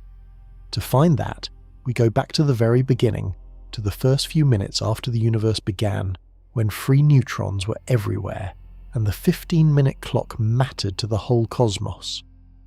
Go back to the beginning of everything, to the first few minutes after the universe began. In that earliest moment, the universe was unimaginably hot and dense, far too hot for atoms or even nuclei to hold together. It was a blazing soup of the most basic particles, and among them, in great numbers, were free protons and free neutrons, not yet bound into anything. For the only time in cosmic history, free neutrons were a common feature of the universe, everywhere at once. And every one of those free neutrons was running the same 15-minute clock we have followed all night. Out in that early soup, with nothing yet to bind them, the neutrons were decaying into protons just as a free neutron decays today. The clock that governs a lone neutron in a laboratory governed the entire early universe. The fate of the cosmos's matter came down, in part, to a race between that ticking clock and the cooling of everything around it. Here is the race. As the universe expanded, it cooled, and at some point it became cool enough for protons and neutrons to stick together and form the first nuclei, mainly the nucleus of helium, 2 protons and 2 neutrons bound tight. Once a neutron was locked into a helium nucleus, it was safe, stabilized by binding the same way the neutrons in your body are stabilized. The clock stopped for it. But this binding could only begin after the universe had cooled enough, and that took about 3 minutes. Until then, the free neutrons kept decaying, so everything hinged on timing. The universe had to cool and start building nuclei before too many of the free neutrons ran out their clocks and vanished into protons. 3 minutes is a meaningful slice of a 15-minute lifetime. In those first 3 minutes, a noticeable share of the original neutrons decayed away before they could be rescued by binding. The ones that survived to be locked into helium were saved. The ones that decayed first were lost, turned to protons, and could no longer help build anything heavier than hydrogen. This is one of the most remarkable facts in cosmology.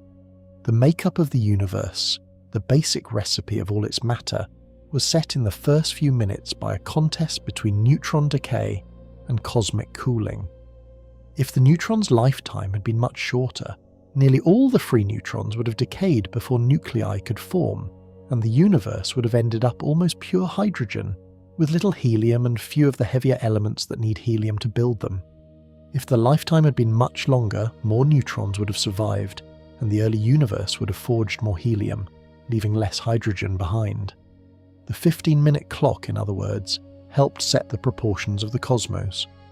That same humble number we measured in a laboratory, the average life of a free neutron, was one of the dials that tuned how much hydrogen and how much helium the universe would be made of. A particle property and a cosmic outcome are the same fact seen at 2 scales.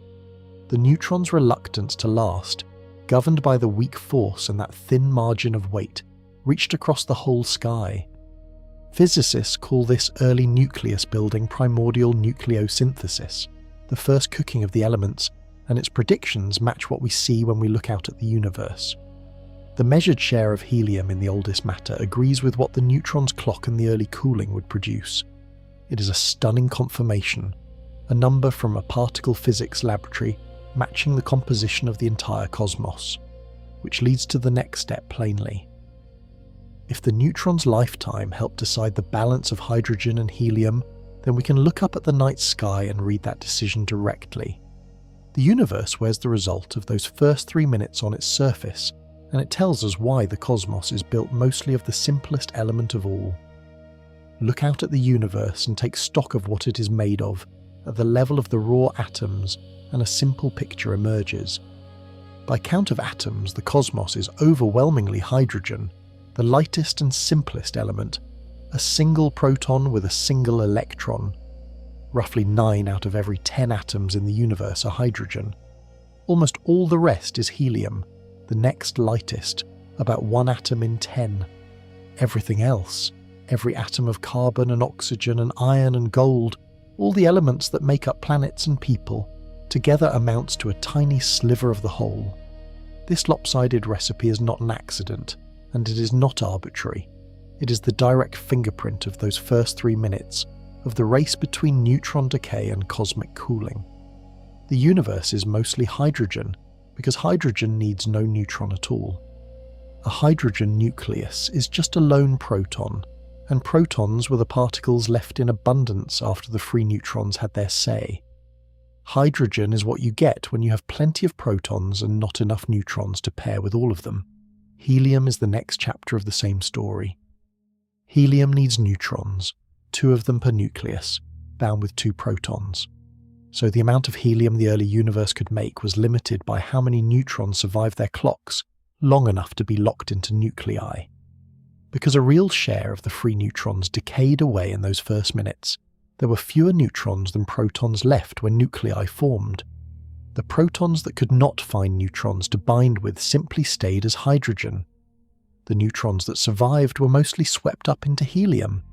The leftover protons became the hydrogen sea, and the rescued neutrons set the helium share. So the next time you picture the universe, picture it correctly. Not as a sky full of varied matter, but as a vast ocean of hydrogen with a helium minority and the faintest trace of everything else. The stars are mostly hydrogen burning. The great clouds between them are mostly hydrogen drifting. The cosmos is a hydrogen universe, and it is a hydrogen universe because the neutron does not last when it is free. Trace the chain once more, because it is worth holding whole. The neutron's slight extra weight and the reluctant weak force give it a 15-minute clock. That clock, running in the first 3 minutes of the universe, let many free neutrons decay before nuclei could form. That decay left protons in excess over neutrons. That excess made the universe mostly hydrogen, with helium second and everything else a trace. The composition of the entire sky follows from a property of a single particle, measured in minutes, and the heavier elements, the ones that need neutrons in growing surplus, were not made in those first minutes at all. There was no time and no material. They came later, forged inside stars over billions of years, and scattered when stars died. But even those stellar elements rest on the foundation laid in the beginning, on the hydrogen and helium that the neutron's clock apportioned. The whole tower of matter stands on that first division of the spoils, so the night sky carries the signature of the neutron's frailty. The dominance of hydrogen is the visible record of free neutrons that did not survive. The particle that should not last left its mark on the largest scale there is, by failing to last at the right moment in the youth of the universe. We have followed the neutron from the laboratory to the dawn of the cosmos. Now we go to the opposite extreme, to a place where gravity is so fierce that it does the reverse of everything we have described. Instead of letting neutrons decay into protons, it crushes protons and electrons back together into neutrons, and builds an entire star out of the particle that cannot survive alone. There is a place in the universe where the neutron story turns completely upside down. It is the neutron star, one of the strangest objects in nature, and it is born from the death of a massive star. When a star far heavier than our sun runs out of fuel, its core can no longer hold itself up, and gravity wins. The core collapses in on itself with unimaginable force, falling inward in a fraction of a second, and what happens next reverses the decay we have studied all night. In ordinary matter, a neutron left alone decays into a proton and an electron. In the collapsing core of a dying star, gravity forces the opposite. The pressure becomes so extreme that protons and electrons are crushed together, and they merge into neutrons, with a neutrino flying off as they combine. The free decay we know runs one way, neutron to proton and electron. Crush hard enough and you can drive it backward, proton and electron to neutron. Gravity, given a whole star's worth of mass, is strong enough to do exactly that. The result is a neutron star, an object made almost entirely of neutrons, packed together as densely as the particles inside an atomic nucleus. Think about what that means. Normally a nucleus is a tiny dense knot at the centre of a vast empty atom. A neutron star is what you get if you take that nuclear density and build a whole star out of it. An entire object the size of a city with no empty space inside, just neutrons pressed against neutrons. It is, in a real sense, a single enormous nucleus, kilometres across. And here is the beautiful part for our story. In a neutron star, the neutrons are stable, even though there are no protons crowding around them in the usual nuclear way. Why do they not all decay back into protons and electrons as a free neutron would? because the exclusion principle, Pauli's rule, blocks them on a colossal scale. A decaying neutron would need to make an electron, and that electron would need an empty low-energy seat to occupy. But in a neutron star, the few electrons present have already filled all the low seats. Packed in by the crushing pressure, there is nowhere for a new electron to go, so the neutrons cannot decay. The same Pauli blocking that stabilizes a neutron in carbon stabilizes an entire star of neutrons. So the neutron star is the ultimate expression of tonight's lesson. The particle that cannot survive 15 minutes alone forms the entire body of one of the densest, most enduring objects in the universe. A neutron star can sit in space for billions of years, a vast ball of the very particle that should not last, held stable by the same quiet rules we found inside a single atom. What kills a free neutron is held back here by sheer crowding, and the doomed particle becomes a star. Neutron stars are not gentle places. They spin, some of them hundreds of times a second, sweeping beams of radiation across space like lighthouses, and when we catch those beams we call them pulsars. They carry magnetic fields trillions of times stronger than Earth's. They are the collapsed hearts of dead giants, and they are made of the particle we have been following since the solidity of the cup in your hand. From the everyday table to the crushed core of a dead star, it is the same neutron throughout. To feel how extreme a neutron star truly is, we should put a number on its density, a number you can hold in your hand. Because the figure is so far beyond ordinary experience that it almost refuses to be imagined, and yet, with the right comparison, it can land. Let us put a number on the density of a neutron star, because the figure is one of the most staggering in all of physics, and it deserves to be felt rather than just stated. The neutrons in a neutron star are packed at the density of an atomic nucleus, which means there is essentially no empty space among them at all. To picture what that does to weight, we can imagine scooping out a small familiar amount of the stuff and asking what it would weigh. Take a single teaspoon, the ordinary spoon you would use for sugar. Now imagine filling that teaspoon, not with sugar, but with the material of a neutron star. A teaspoon of neutron star matter would weigh about 1 billion tons. Not a pound, not a ton, but 1 billion tons, all held in the bowl of a spoon. The number is so far outside daily life that it slides past the mind, so let us anchor it to something you can see. 1 billion tons is roughly the weight of a mountain.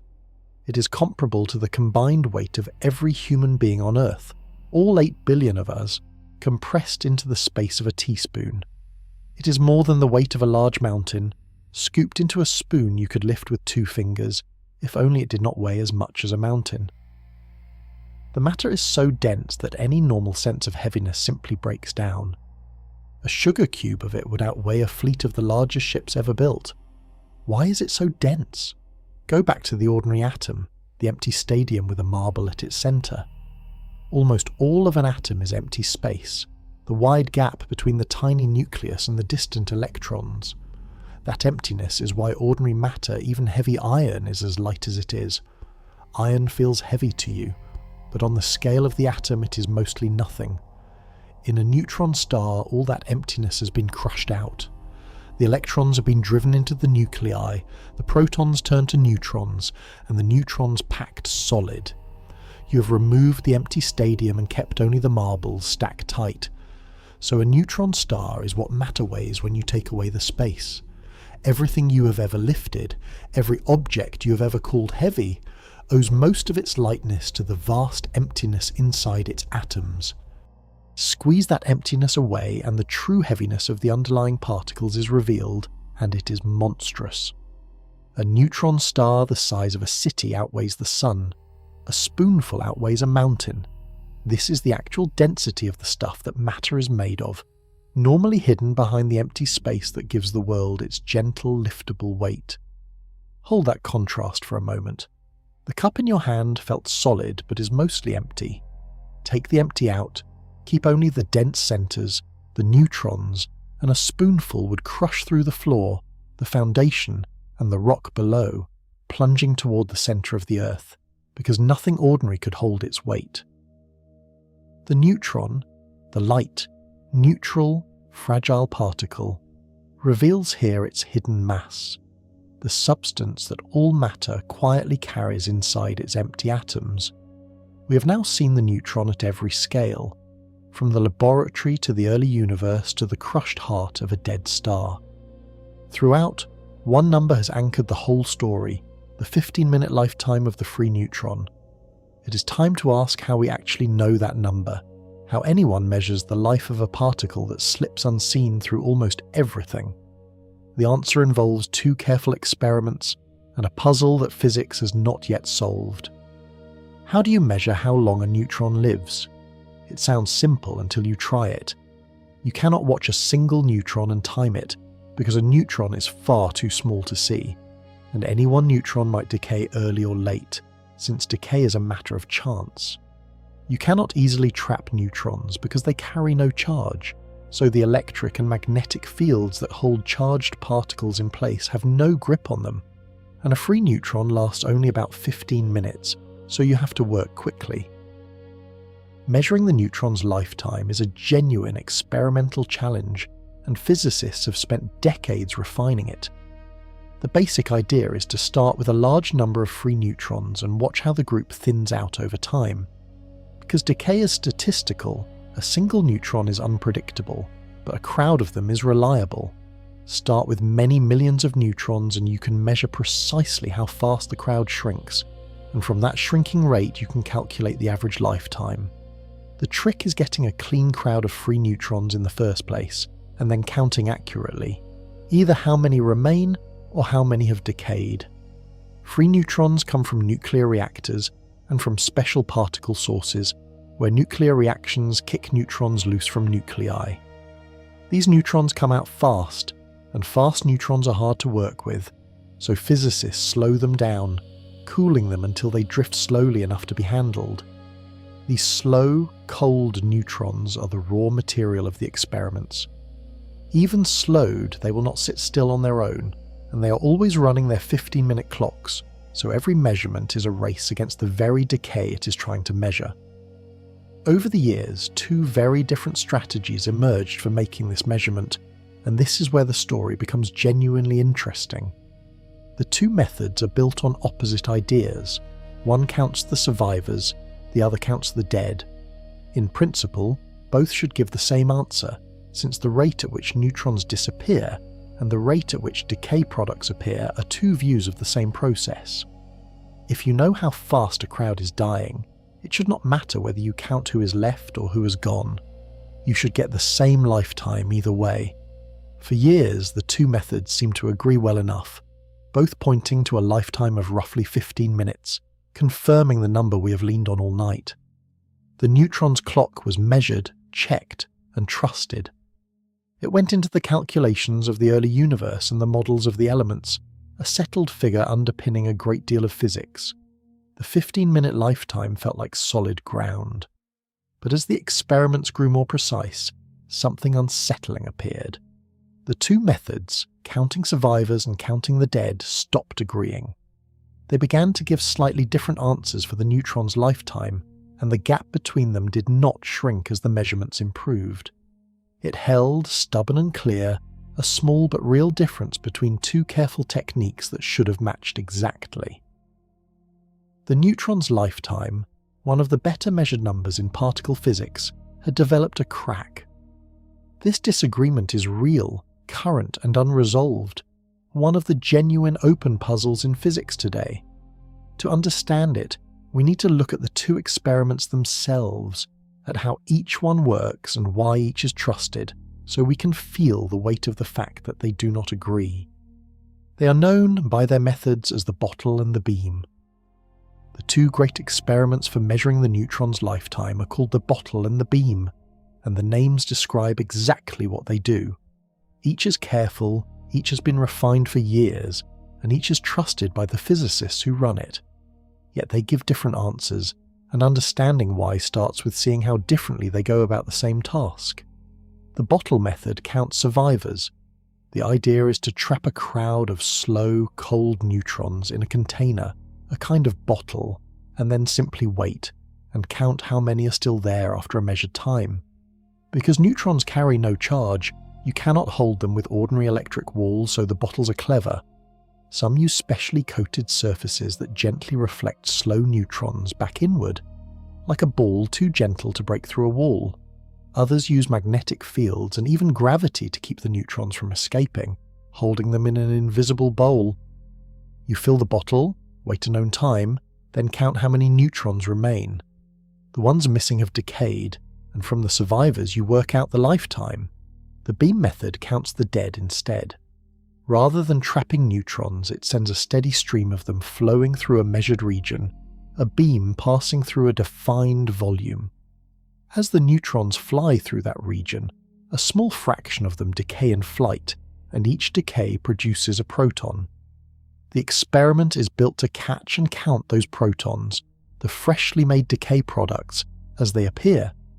If you know how many neutrons are passing through, and how many protons are being born along the way, you can calculate how fast the neutrons are decaying, and from that, their lifetime. The beam watches the dying happen and counts the newborn protons. Both methods are sound in principle, and both have been pushed to high precision.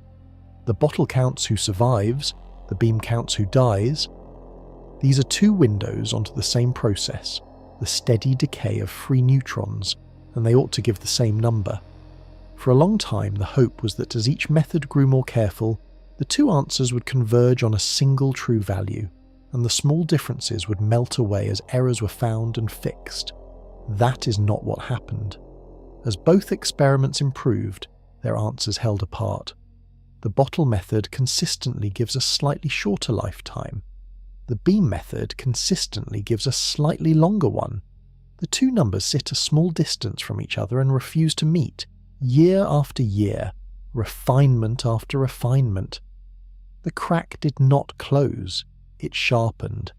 The size of the gap is small in human terms but large in the careful world of these measurements. The two methods differ by several seconds in the neutron's roughly 900-second life. Several seconds out of 900 sounds tiny, but each experiment claims a precision much finer than that gap, which means the difference is too large to be a simple coincidence of measurement noise. Each method, by its own accounting, is sure enough that the two cannot both be right unless something is being missed. So physics faces a clean, sharp puzzle. Two trusted ways of measuring the same particle's lifetime give answers that disagree by more than either can explain. Something is wrong, or something is being overlooked, or something genuinely new is hiding in the gap. To state the puzzle precisely, and to weigh what it might mean, we need to look squarely at that difference, the few seconds that separate the bottle from the beam. Let us state the puzzle as plainly and honestly as physics states it. The bottle experiments, which count surviving neutrons, find a lifetime of about 878 seconds. The beam experiments, which count the protons born from decay, find a lifetime of about 887 seconds. The difference is roughly 9 seconds. Two careful methods, measuring the same particle, disagree by about 9 seconds, and the disagreement has held firm as both have grown more precise. 9 seconds out of nearly 900 is about 1%. In ordinary life, a 1% difference would hardly matter, but in these experiments it matters enormously, because each method claims to know its answer far better than 1%. Each has been checked, rechecked, and refined for years, with every known source of error hunted down and accounted for. When two such careful measurements disagree by far more than either admits as its own uncertainty, you cannot simply average them and move on. One of them is wrong in a way no one has found, or both are missing something, or the gap is telling us something real. This is worth pausing on because it shows how honest science actually works. The neutron lifetime is not a small or obscure number. It feeds into the calculations of how much helium the early universe made, into tests of the weak force, into the deep bookkeeping of particle physics. A reliable value matters, and yet, faced with two trusted methods that disagree, physicists do not paper over the gap or pretend it is settled. They report both numbers, state the discrepancy plainly, and keep working. The honest position is to say, clearly that we do not yet know the neutron's lifetime as precisely as we thought, because our two best ways of measuring it do not agree. Stay with the calm of that admission, because it is the heart of how good physics holds uncertainty. There is no panic in it and no embarrassment. There is a real, well-defined disagreement between two careful experiments, and the field treats it as a problem to be solved rather than a fact to be hidden. The 9-second gap is not a failure of physics.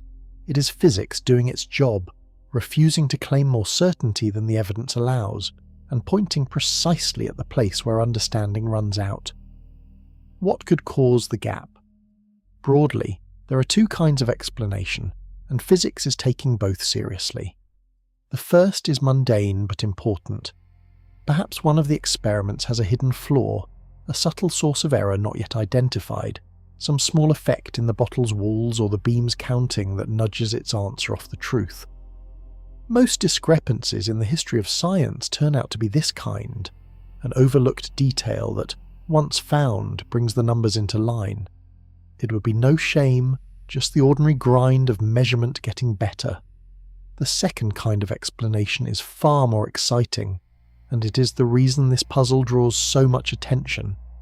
Perhaps the gap is real, and it is telling us about new physics, something not in our current picture of the neutron. If neutrons are decaying in some additional unexpected way that the beam cannot see but the bottle can, the two methods would naturally disagree, and the difference would be a clue to a process no one has accounted for. The bottle would notice the extra losses as missing neutrons. The beam, counting only ordinary protons, would miss them entirely. That second possibility is the door left open, and it leads somewhere genuinely strange. If neutrons have a hidden way to vanish, what could they be turning into? And how could it sit unnoticed inside one of the best measured numbers in physics? That is where we turn next, into the open question itself.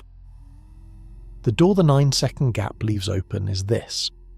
What if the bottle and the beam disagree because some neutrons are decaying in a way that only the bottle can notice?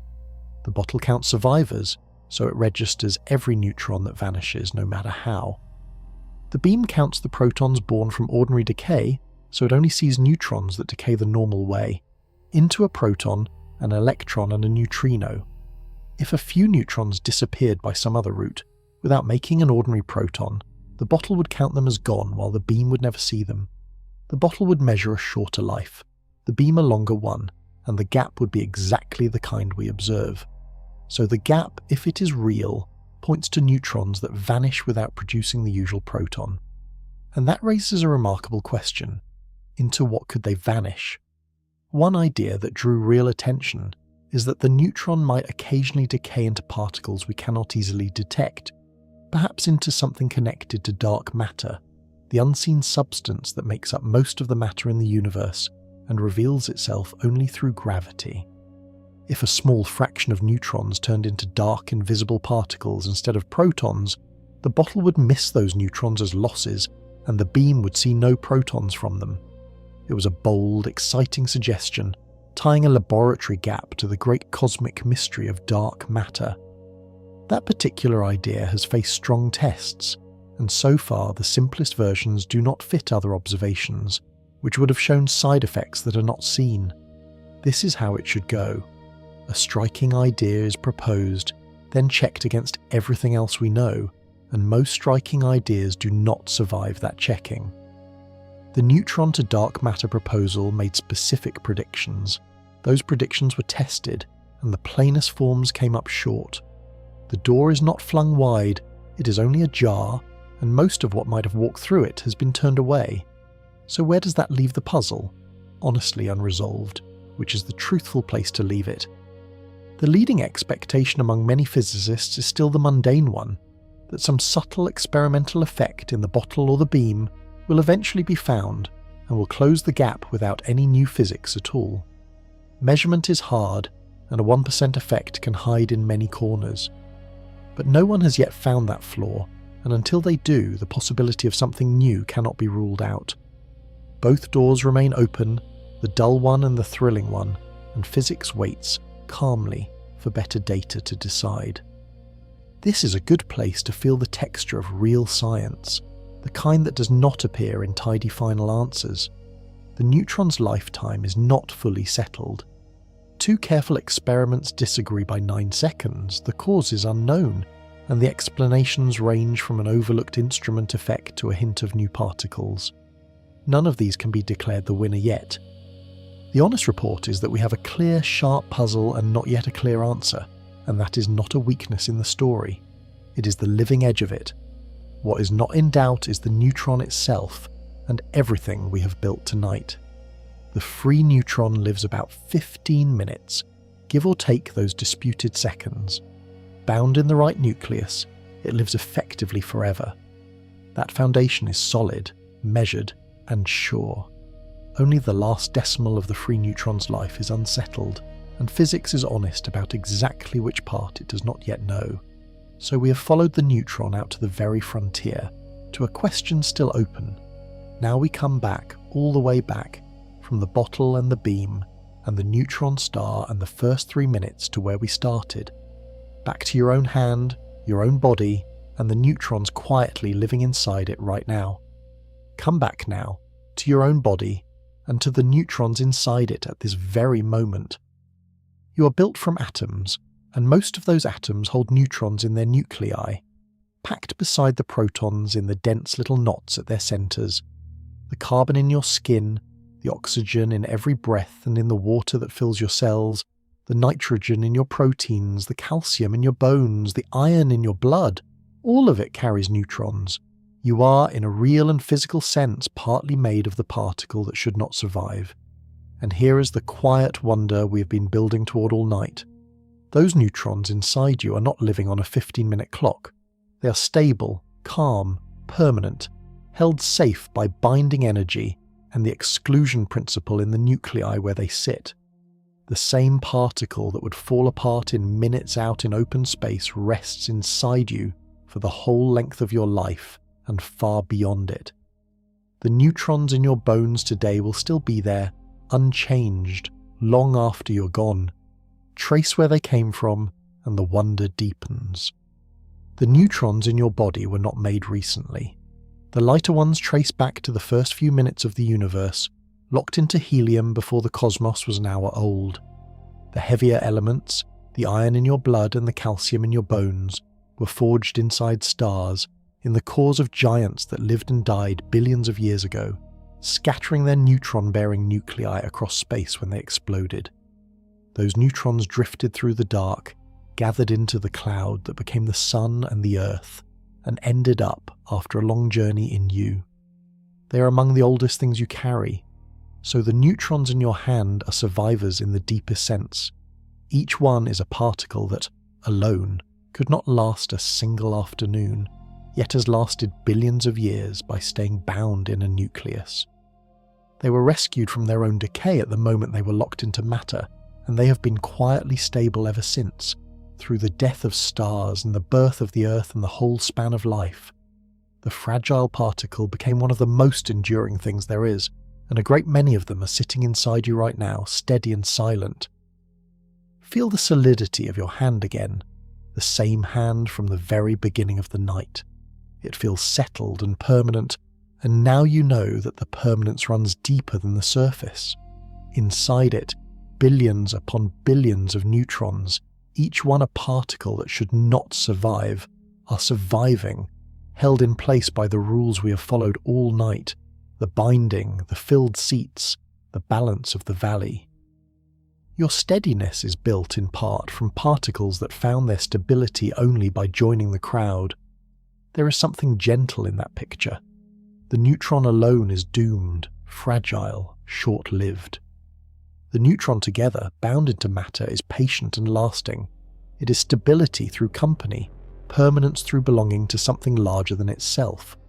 The particle does not survive by being strong. It survives by being held, by sitting in a place where decay has nowhere to go. And every atom of your body keeps it there. So you carry, quietly, a small contradiction made calm. A particle that cannot live on its own, living without trouble inside you, has done so since before the Earth was made. That is the heart of the whole story, and it brings us back to the simple question we asked at the start. the question we are now ready to answer in the plainest possible words. So here is the answer to the question we began with, said as simply as it can be said. A neutron alone cannot survive because it is slightly too heavy, and the weak force lets it shed that extra weight by turning into a proton, an electron, and a neutrino, all in about 15 minutes. A neutron inside matter survives because the nucleus around it takes away the downhill path. Binding energy lowers where the neutron sits. The exclusion principle fills the seats it would need to decay into, and with no lower place to go, the neutron simply stays. That is the whole secret.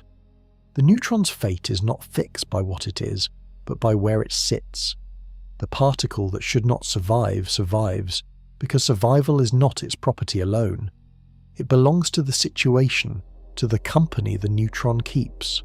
Free, the condition for decay is met, and the neutron dies on schedule. Bound in the right nucleus, that condition is removed, and the same particle becomes as permanent as the proton beside it. Nothing about the neutron changes, only its surroundings do, and surroundings are enough to turn 15 minutes into billions of years. Step back and see how far that single fact reaches. Because the free neutron does not last, the early universe ended up mostly hydrogen, and the night sky is a hydrogen sky to this day.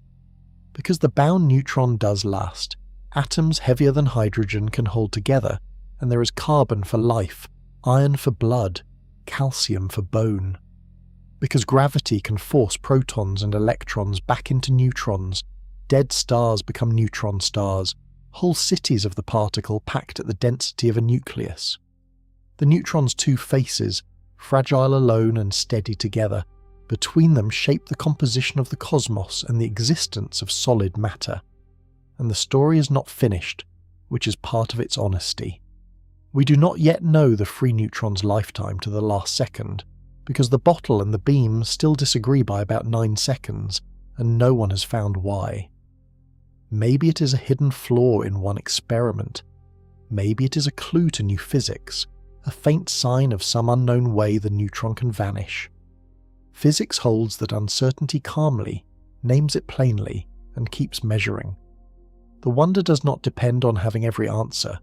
Some of it lives exactly in the open question, but the core of it is settled and sure, and you can carry it with you.